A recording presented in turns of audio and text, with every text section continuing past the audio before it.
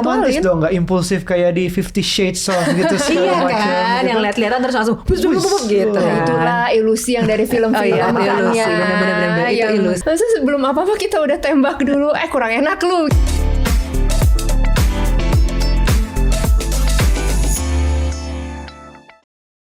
Halo parents, apa kabar? Kembali lagi di podcast Curhat Babu, curhatnya Bapak dan Ibu.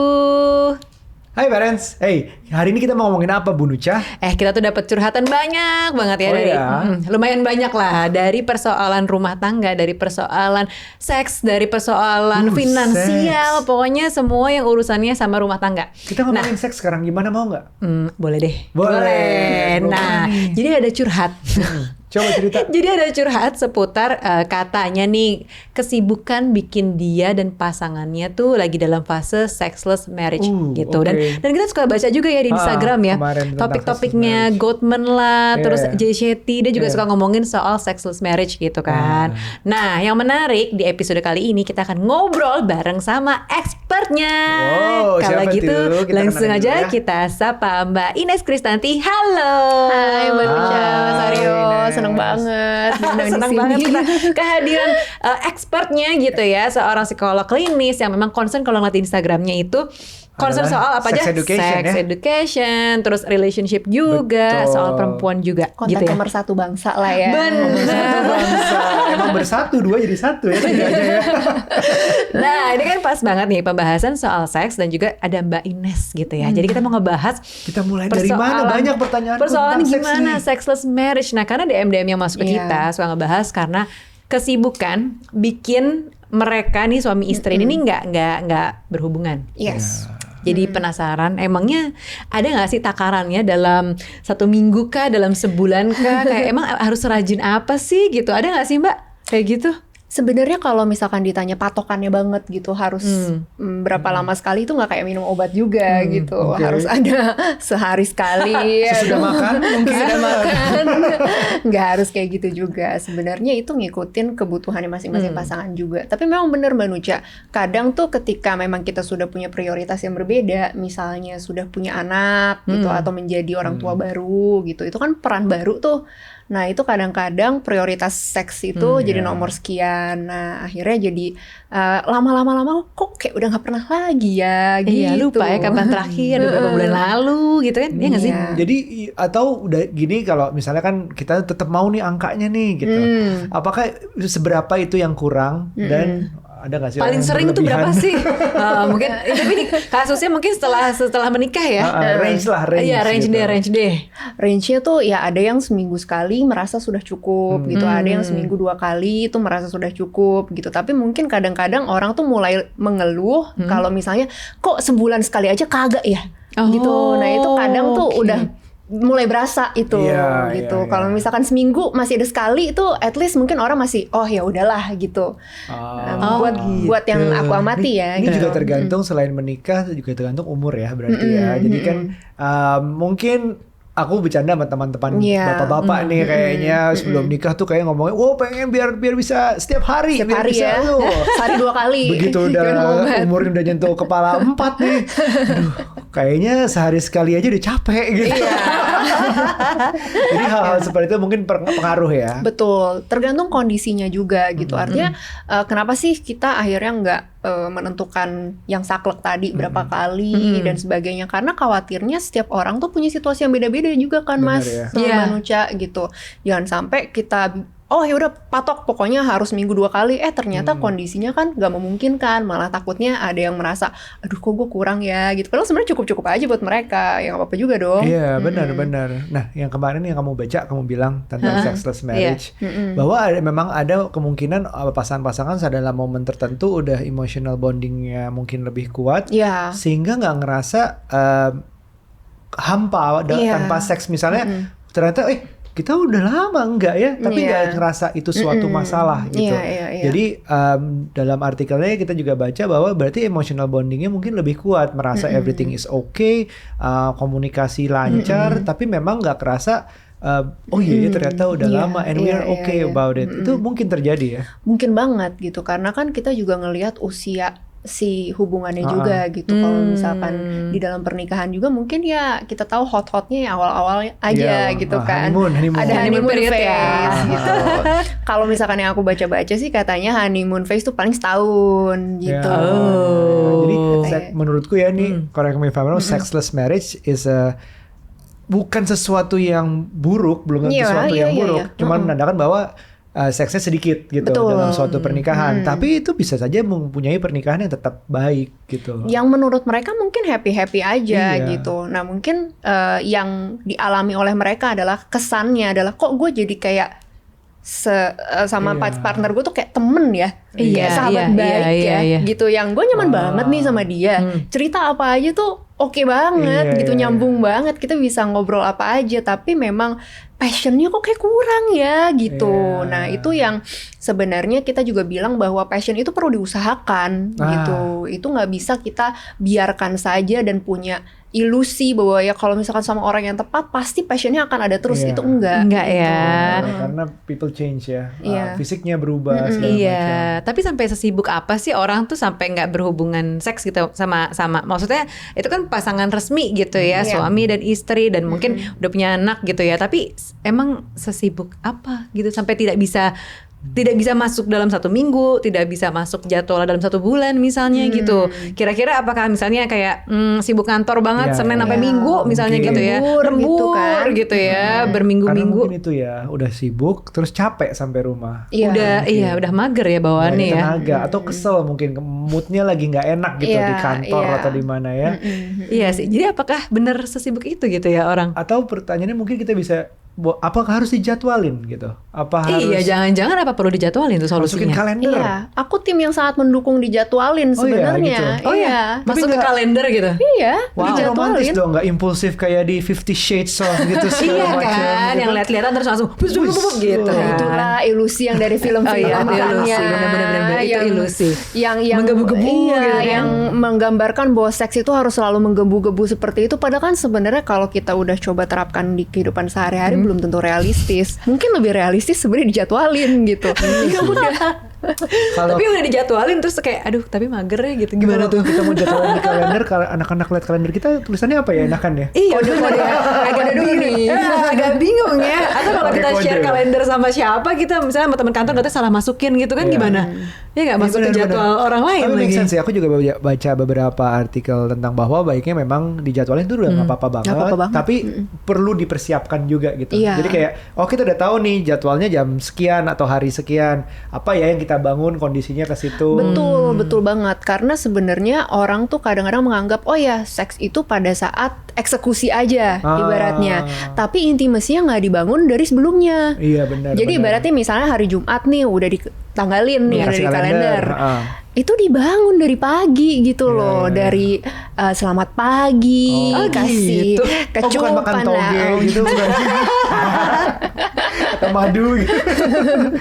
Itu disiapin juga intimasinya gitu dari pagi. Jadi kita tuh juga bukan melihat si seks itu sebagai sesuatu tugas aja gitu, tapi sesuatu yang memang we look forward tuh karena udah dibangun dari paginya. Jadi bukan kayak meeting to meeting misalnya. Abis ini ada meeting ini, terus tiba-tiba dijatuh, aduh seks lagi gue belum nyiapin nih.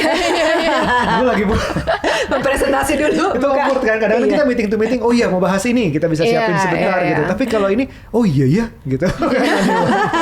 Jadi nggak apa-apa ya dijadwalin. Itu normal ya. Normal. Jadi kayak misalnya kalau kita Ramadan gitu ya nanti ya. Oh iya. Nggak bisa tuh di bulan puasanya. Benar. Di pas puasanya. Tapi kadang-kadang Ramadan males mandinya. Benar. Nah ini tuh kalau misalnya kayak di bulan puasa ya walaupun cuma 1 kali dalam 1 tahun gitu dari maksudnya 1 kali dalam 1 tahun gitu kan, cuma 1 bulan, tapi ya harus dijadwalin, antara harus dijadwalin atau akhirnya lost aja gitu loh, jadi nggak puasa maksudnya. Jangan gitu aja. Nggak boleh ya. Gitu. Atau sama sekali justru nggak seks gitu kalau nggak dijadwalin ya nggak apa-apa. Tapi kan ini cuma sekali sebulan, dan kalau balik lagi kalau emotional relationnya juga udah, emotional bondingnya juga udah kuat, so what gitu maksudnya. Iya sih. Tapi emang paling mager kamu apa kalau bulan Ramadan tuh? Kenapa nggak mau berhubungan seks? Mandinya ya, iya sih. Udah malam biasanya. Iya, besok pagi harus sahur lagi. Pagi harus, iya benar-benar jam 4 udah harus sahur lagi. Aduh, terus kan, iya, kan dingin ya masuk angin. Dingin, ya udah. Tahunya antara itu nggak puasa atau nggak seks. Oh enggak, abis buka puasa dong, enggak ya? Ya boleh, anak-anak suruh ngapain? Jadi kita, oh iya, benar. Ya, jadi bisa lah itu. Buka puasa atau sebelum sahur. Ya, bisa dijadwalin ya. Sekalian mau mandi ya? Sekalian, benar sekalian. Parents mungkin bisa itu. Jadi maksudnya sesudah menikah itu bukan berarti intimacy juga gone ya. Intimacy itu bisa dibangun. Emang benar perlu diusahakan juga hubungan antara komunikasi sampai akhirnya menuju seks harus diusahakan. Waktunya sih ya, kayaknya emang harus make time. Kalau mungkin misalnya nih satu sisi nih pasangannya udah menggebu-gebu, tapi si satu lagi, aduh kayak gue mager banget ya, gue udah keburu capek gitu. Mungkin kayak misalnya ibu-ibu lah ya, kayak aku misalnya gitu, aduh gue udah bersihin rumah, gue udah ngurus anak, kayaknya udah pengennya di tempat tidur tuh selonjoran, please jangan ganggu aku gitu. Nah, tapi menurut yang ini nih Mbak Nucha ya, menurut penelitian aku baca gitu atau literatur yang aku baca, ada yang menarik terkait perempuan. Kenapa? Karena kan kadang-kadang kita males ya gitu, aduh udah mager, apalagi skincarean ya kan. Bener udah skincarean. Aduh pegang-pegang gue lagi gimana sih? Oh gitu ya? Jangan sentuh-sentuh kalau udah skincarean.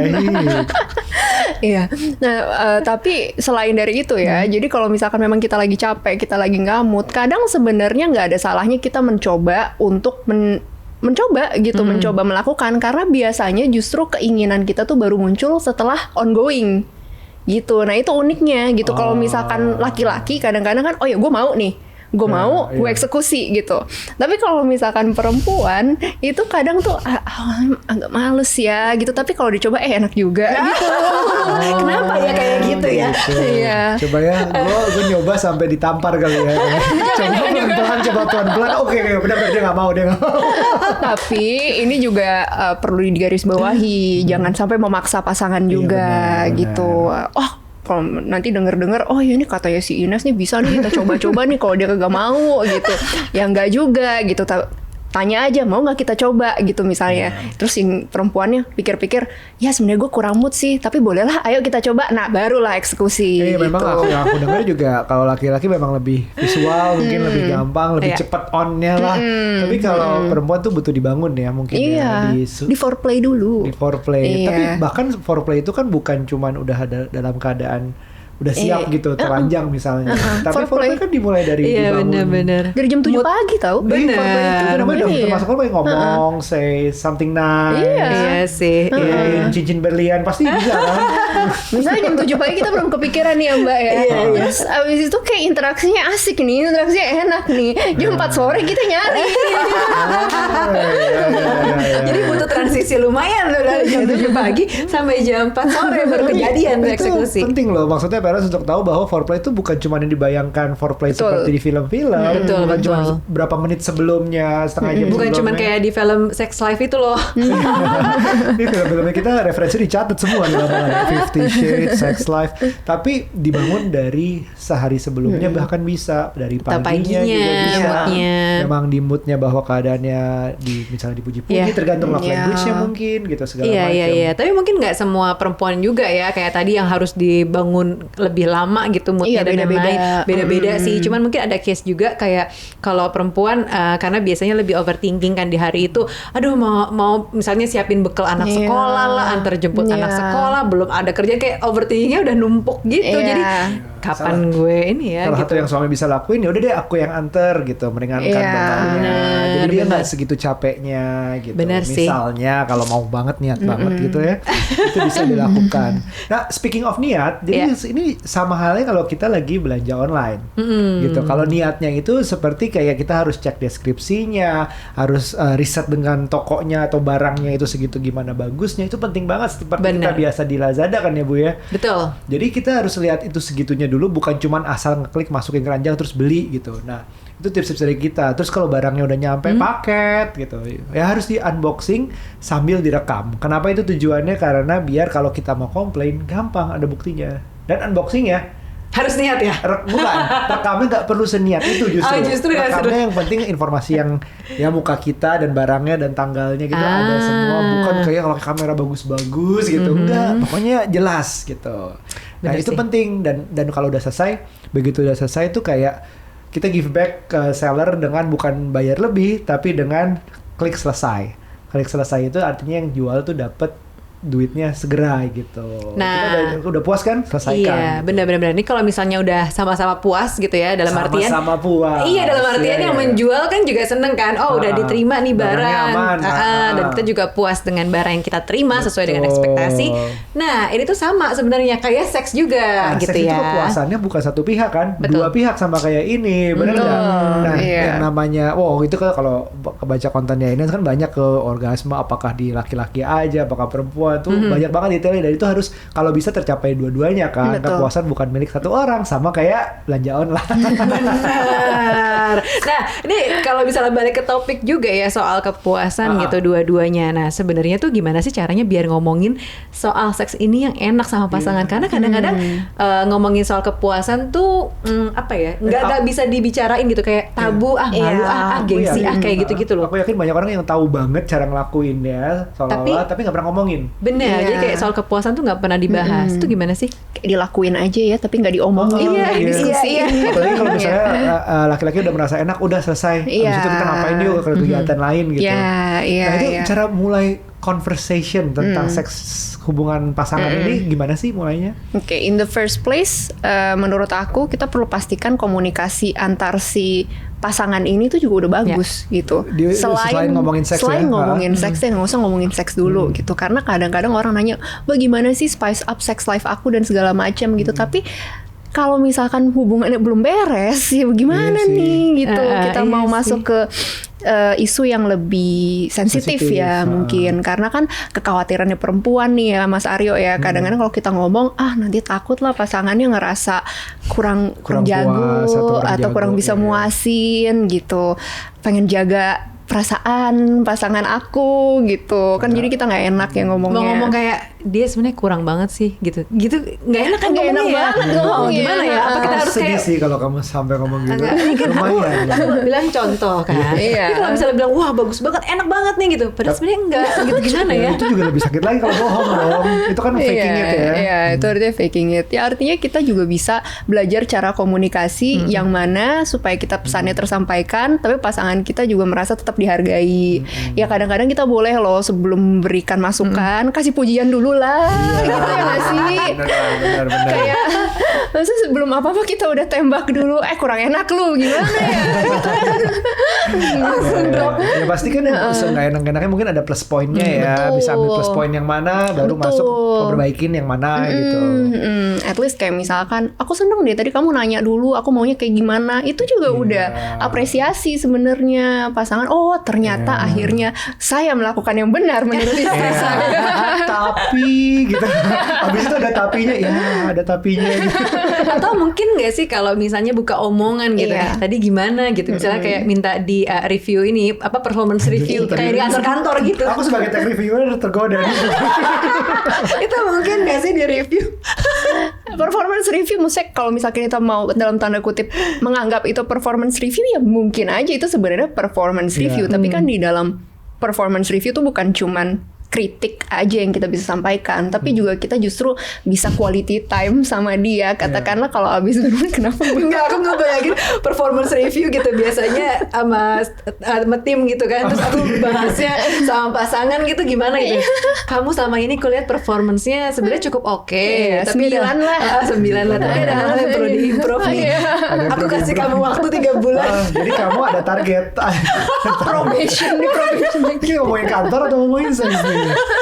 Tapi tujuannya memang baik sih. Tujuannya memang untuk siapa tahu dua-duanya menemukan hal baru yang memperbaiki hubungan. Karena ya menurutku ya komunikasi enak, terus bisa ngomongin seks juga enak, terus itu emphasizing komunikasinya juga semakin enak lagi. Betul. Siapa tahu berikutnya finansial, siapa tahu berikutnya masalah health problem gitu-gitu loh yang itu. Sebenarnya kita akan merasa enak untuk ngomong kalau kita ngerasa aman kan, secure gitu ketika ngomong sama pasangan. Dalam artian ketika kita ngomong apa-apa, kita tahu pasangan itu akan mendengarkan tidak Mm-hmm. langsung baper, ya kan, dan tidak ngejudge kita, itu poin yang penting. Nah, jadi membiasakan diri juga bahwa nggak semua kok yang disampaikan oleh pasangan kita itu kita perlu take it personally, artinya oh saya langsung label saya itu berarti buruk, saya itu berarti kurang jago gitu, enggak juga.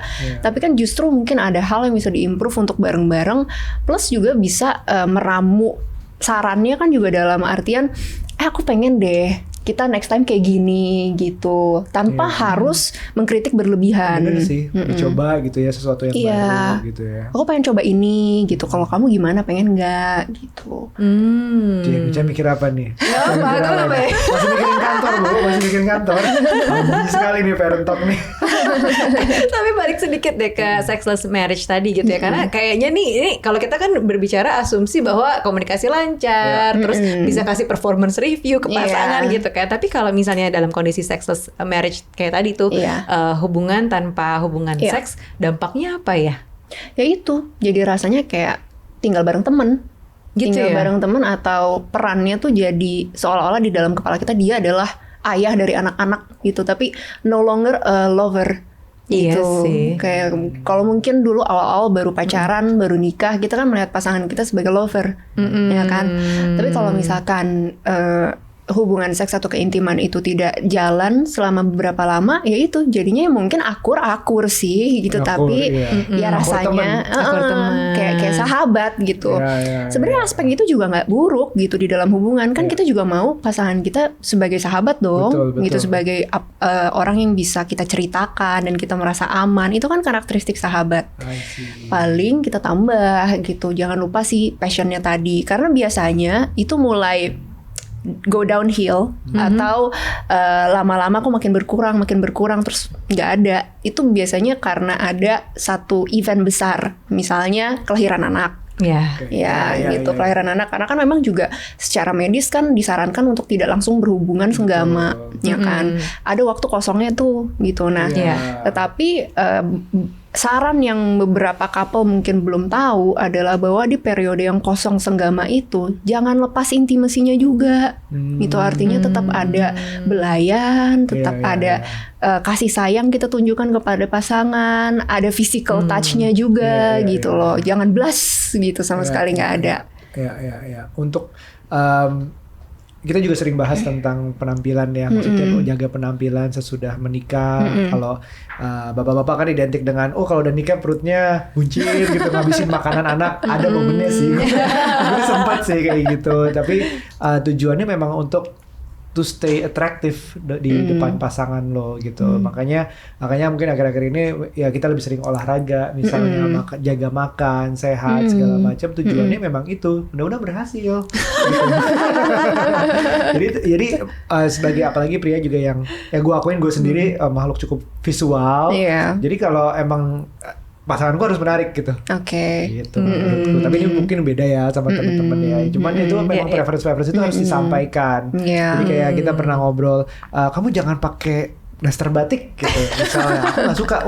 Orang lain biarin aja, terserah kalau orang yang pasangannya gimana. Tapi kamu jangan dong. Masalah ada juga orang yang suka daster. Ada bapak-bapak yang suka daster. Dan nggak apa-apa banget. Tapi aku bisa menyampaikan itu ke Nucha. Terus ya udah Nucha memenuhi kayak baju-baju tidurku yang udah oblong itu dibuangin semua tiba-tiba. Kalau dia nggak ngomong, nggak pakai ngomong, gue langsung Tapi hal seperti itu mungkin awal untuk menunjukkan bahwa komunikasi itu somehow it's working gitu. Oke. Nah jadi dalam relationship ini sebenarnya apa aja sih yang dibutuhkan supaya kita tuh bisa bertahan? Karena kan banyak yang bilang pertama komunikasi nih, terus ada yang bilang seks tuh nomor terakhir gitu. Tapi kalau dari Kaina sendiri sebenarnya apa sih gitu yang menjadi komposisi atau ingredients dalam relationship ini? Yang pertama ya itu ada komitmen ya. Kalau misalkan kita ngomongin soal pernikahan, of course ada komitmennya. Itu artinya kita tetap setia satu sama lain. Terus yang kedua ada keintiman dalam artian bukan passion ya, tapi keintiman dalam berteman gitu, dalam kita bertukar cerita, mendiskusikan gitu juga ada gitu. Aspek itu tuh juga ada. Nah yang ketiga passionnya gitu. Jadi 3 itu harus ada, komitmennya, intimacy dalam artian aku nyaman ngobrol sama kamu nyaman ngobrol sama aku, dan passionnya itu perlu dijaga, itu tiga-tiganya. Karena satu hilang, misalnya yang intimasi ada, keintiman ada, komitmennya nggak ada. Ada dua, ya kan? Benar. Komitmennya nggak ke pasangan nanti ya, kemana lagi nggak benar juga. Lain kan, nggak benar juga gitu. Jadi sebenarnya relationship ini tuh tergabung dari 3 hal tadi gitu ya, dan ini nggak bisa lepas salah satu gitu ya. Memang harus ada ketiganya. Betul. Oke, wah menarik banget, sebenarnya masih banyak lagi pertanyaan sama Ines ini, tapi saat ini kita bikin penasaran kalian dulu ya. Kita ngobrol lagi sama Ines dan Gali. Thank you so much for watching ini. Thank you so much Ines sudah datang. Terima kasih. Sama-sama. Sampai ketemu di episode berikutnya. Bye.